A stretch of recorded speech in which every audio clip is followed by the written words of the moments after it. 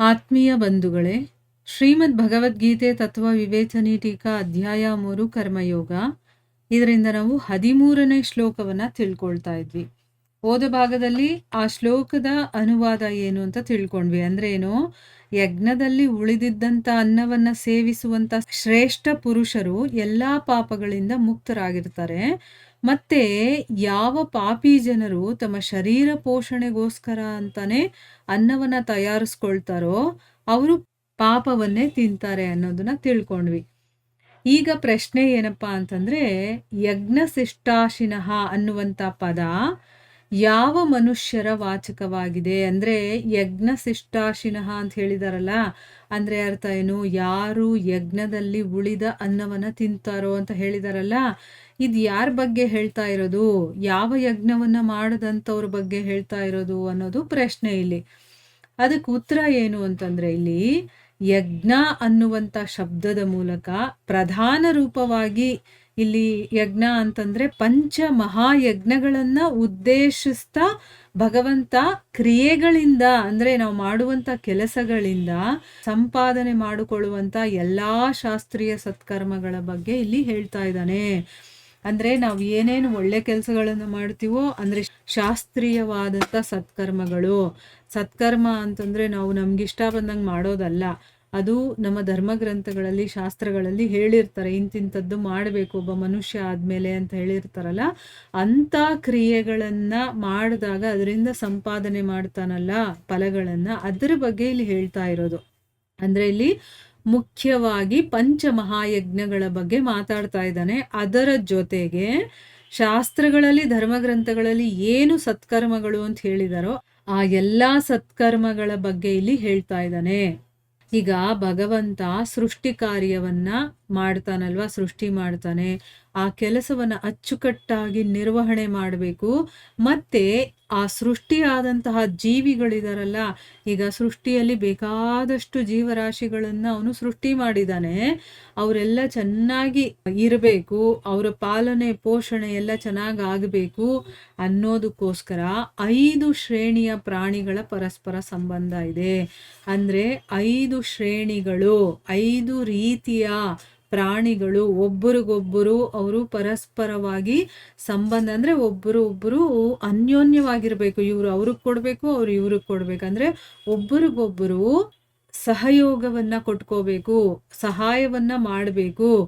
ಅವ್ರು ಒಬ್ಬೊಬ್ಬರೇ ಇರೋದಕ್ಕಾಗಲ್ಲ. ಭಗವಂತ ಹೇಗೆ ಸೃಷ್ಟಿ ಮಾಡಿದಾನೆ ಅಂತಂದ್ರೆ ಒಬ್ಬರ ಮೇಲೆ ಒಬ್ಬರು ಡಿಪೆಂಡ್ ಆಗಲೇಬೇಕು. ಆಗ್ಲೇ ಆ ಒಂದು ಸೃಷ್ಟಿ ಕಾರ್ಯ ಸರಿಯಾಗಿ ನಡೆಯಕ್ಕಾಗೋದು. ಮತ್ತೆ ನಾವೆಲ್ಲರೂ ಕೂಡ ಜೀವಂತವಾಗಿರೋದು, ಮತ್ತೆ ನಮ್ಮ ಪಾಲನೆ ಪೋಷಣೆ ಎಲ್ಲ ಆಗಬೇಕು ಅಂತಂದ್ರೆ 5 ಜನರ ಸಹಯೋಗದಿಂದಾನೇ ಆಗುವಂಥದ್ದು. ಅದಕ್ಕೆ ಅದನ್ನ ಪಂಚಮಹಾಯಜ್ಞ ಅಂತ ಕರೀತಾರೆ. ಎಷ್ಟು ಚೆನ್ನಾಗಿದೆ ಈ ಸಬ್ಜೆಕ್ಟು ಅಂತಂದ್ರೆ ನಾವು ಅರ್ಥ ಮಾಡ್ಕೊಳ್ಬೇಕು. ನಾವು ಮಾಡ್ತಾ ಇದೀವ ನಿಜವಾಗ್ಲು ಅಂತ ತಿಳ್ಕೊಳ್ಳಬೇಕು. ತಿಳ್ಕೊಂಡು ನಾವು ಮಾಡೋದಕ್ಕೆ ಪ್ರಯತ್ನ ಮಾಡಬೇಕು. ಈಗ ಭಗವದ್ಗೀತೆಯಲ್ಲಿ ಭಗವಂತ ಎಲ್ಲ ವಿಷಯಗಳನ್ನೂ ಕೂಡ ಹೇಳಿದಾನೆ. ತಿಳ್ಕೊಂಡು ನಾವು ಪಾಲನೆ ಮಾಡೋದು ಒಂದೇ ನಮಗೆ ಬೇಕಾಗಿರುವಂಥದ್ದು. ಈಗ ನೋಡಿ, ಪಂಚಮಹಾಯಜ್ಞಗಳನ್ನ ಹೇಳಿದಾನೆ. ಈ ಸೃಷ್ಟಿ ಕಾರ್ಯ ಮಾಡಿ ಅದರಲ್ಲೆಲ್ಲ ಚೆನ್ನಾಗಿ ನಡ್ಕೊಂಡು ಹೋಗ್ಬೇಕು ಅನ್ನೋ ಒಂದೇ ಒಂದು ಕಾರಣಕ್ಕೋಸ್ಕರ, ಚೆನ್ನಾಗಿ ನಡ್ಕೊಂಡು ಹೋಗ್ಬೇಕಲ್ವಾ, ಅದಕ್ಕೆ 5 ಶ್ರೇಣಿಯ ಪ್ರಾಣಿಗಳ ಪರಸ್ಪರ ಸಂಬಂಧವನ್ನ ಅಲ್ಲಿ ಇಟ್ಟಿದ್ದಾನೆ. ಅವ್ರು 5 ಜನ ಸೇರ್ಕೊಂಡಾಗ ಮಾತ್ರ ಅದು ಸೃಷ್ಟಿ ಕಾರ್ಯ ಚೆನ್ನಾಗಿ ನಡೆಯುವಂಥದ್ದು. ಅದು ಯಾರ್ಯಾರು 5 ಶ್ರೇಣಿಯ ಪ್ರಾಣಿಗಳು ಅಂತಂದ್ರೆ ದೇವತೆಗಳು, ಋಷಿಗಳು, ಪಿತೃಗಳು, ಮನುಷ್ಯರು, ಮತ್ತೆ ಇನ್ನೂ ಅನ್ಯ ಪ್ರಾಣಿಗಳು. ಈಗ ನೋಡಿ, ದೇವತೆಗಳು ಒಂದು ಶ್ರೇಣಿಯವರಾದ್ರೆ ಋಷಿಗಳು, ಮತ್ತೆ ಪಿತೃಗಳು, ಮನುಷ್ಯರು, ಇನ್ನು ಬೇಕಾದಷ್ಟು ಪ್ರಾಣಿ ಜೀವರಾಶಿಗಳಿದೆಯಲ್ಲ, ಈ 5 ಜನರ ಸಹಯೋಗದಿಂದ ಎಲ್ಲರ ಪುಷ್ಟಿನೂ ಆಗುತ್ತೆ. ಅಂದ್ರೆ ಒಬ್ಬರಿಗೊಬ್ಬರು ಸಹಯೋಗದಿಂದಾನೇ ಈ ಒಂದು ಪುಷ್ಟಿ ಅನ್ನೋದಾಗೋದು. ಈಗ ನೋಡಿ, ಎಕ್ಸಾಂಪಲ್ಗೆ ಮನುಷ್ಯರಿಗೆ ಪ್ರಾಣಿಗಳ ಅಗತ್ಯ ಇದೆ, ಪಿತೃಗಳ ಅಗತ್ಯನೂ ಇದೆ, ಜ್ಞಾನ ಕೂಡ ನಮಗೆ ಬೇಕು, ದೇವತೆಗಳ ಸಹಾಯನೂ ಬೇಕು. ಇಲ್ಲ ಅಂತಂದ್ರೆ ನಾವು ಬೆಳೆಯೋದಕ್ಕಾಗೋದಿಲ್ಲ, ಮತ್ತೆ ತಿಳ್ಕೊಳ್ಳೋದಕ್ಕಾಗೋದಿಲ್ಲ ಅಲ್ವಾ. ಅದೇ ರೀತಿ ದೇವತೆಗಳಿಗೆ ನಾವು ಯಜ್ಞಗಳ ಮೂಲಕ ಅವರಿಗೆ ಪುಷ್ಟಿಯನ್ನ ಕೊಡ್ತೀವಿ, ಅದಕ್ಕೋಸ್ಕರ ನಾವು ಅವರಿಗೆ ಇಂಪಾರ್ಟೆಂಟ್ ಆಗ್ತೀವಿ. ಅದೇ ರೀತಿ ಜೀವಿಗಳು, ನಮಗಿಂತ ಕೆಳಮಟ್ಟದ ಪ್ರಾಣಿ ಪಕ್ಷಿಗಳಿದೆಯಲ್ಲ, ಇದಕ್ಕೆ ಆಹಾರವನ್ನು ಒದಗಿಸುವಂಥವ್ರು ಯಾರು ಅಂತಂದರೆ ಮನುಷ್ಯರು. ಅದಕ್ಕೋಸ್ಕರ ಈ ರೀತಿ ಅಂದರೆ ಅವರ ಒಂದು ಸಹಾಯ ನಮಗೂ ಬೇಕಾಗಿದೆ. ಈಗ ಹಸುವಿನ ಹಾಲಿನಿಂದ ನಾವು ಬೆಣ್ಣೆ, ತುಪ್ಪ, ಮೊಸರು ಇಂಥದನ್ನೆಲ್ಲ ಮಾಡ್ಕೊಳ್ತೀವಿ. ಸೊ ನಮಗೆ ಹಸುವಿನ ಅಗತ್ಯ ಇದೆ. ಹೊಲವನ್ನು ಉಳಬೇಕು ಅಂತಂದರೆ ಎತ್ತಿನ ಅಗತ್ಯ ನಮಗಿರುತ್ತೆ. ಇನ್ನು ಹೀಗೆ ಬೇಕಾದಷ್ಟು ಇದೆ.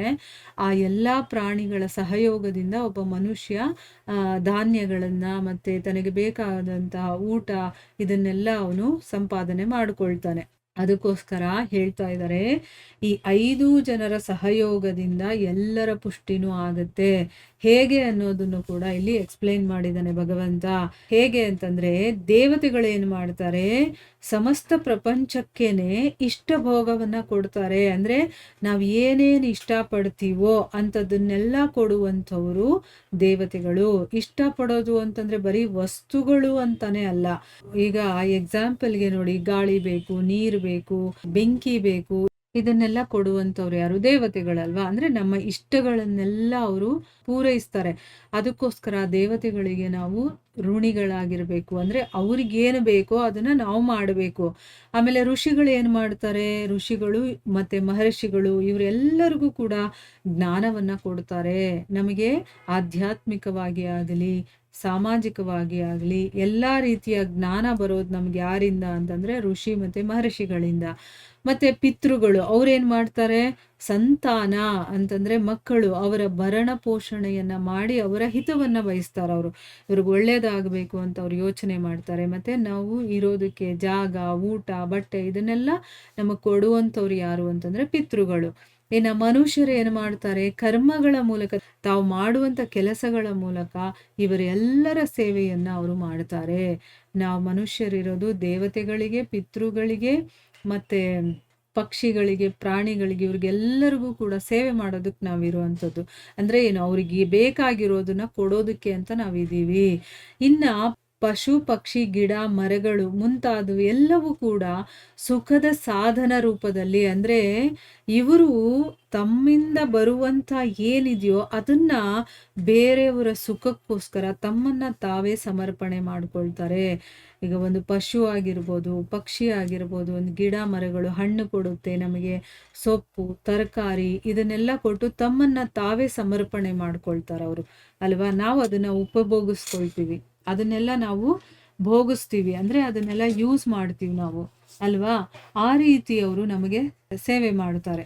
ಅಂದ್ರೆ ಒಬ್ರಿಗೊಬ್ರು ಈ ರೀತಿ ಮಾಡ್ಕೊಳ್ಳೋದ್ರಲ್ಲಿ ಪುಷ್ಟಿ ಅನ್ನೋದು ಎಲ್ಲಾರ್ಗೂ ಆಗುತ್ತೆ. ಈ 5 ಜನರಲ್ಲಿ ಯೋಗ್ಯತೆ, ಅಧಿಕಾರ ಮತ್ತೆ ಸಾಧನ ಸಂಪನ್ನವಾಗಿರುವಂತ ಕಾರಣದಿಂದ ಎಲ್ಲರ ಪೋಷಣೆಯ ಜವಾಬ್ದಾರಿ ಯಾರ ಮೇಲಿದೆ?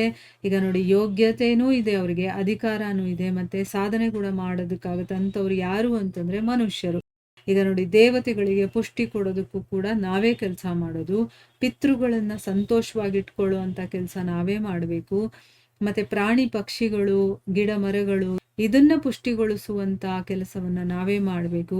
ಋಷಿಗಳು, ಮಹರ್ಷಿಗಳು, ಗುರುಗಳು ಅಂದ್ರೆ ನಮಗೆ ಜ್ಞಾನವನ್ನ ಕೊಟ್ಟವರು, ಅವರನ್ನ ನೋಡ್ಕೊಳ್ಳುವಂತಹ ಜವಾಬ್ದಾರಿ ಇದೆಯಲ್ಲ, ಅದು ಕೂಡ ನಮ್ಮ ಮೇಲಿದೆ. ಅಂದ್ರೆ ಇವರು 5 ಜನರ, ಈ 4 ಜನರನ್ನ ನೋಡ್ಕೊಳ್ಳುವಂತ ಒಂದು ಜವಾಬ್ದಾರಿ, ಅಂದ್ರೆ ಎಲ್ಲರ ಪೋಷಣೆ ಮಾಡುವಂತ ಜವಾಬ್ದಾರಿ ಯಾರ ಮೇಲಿದೆ?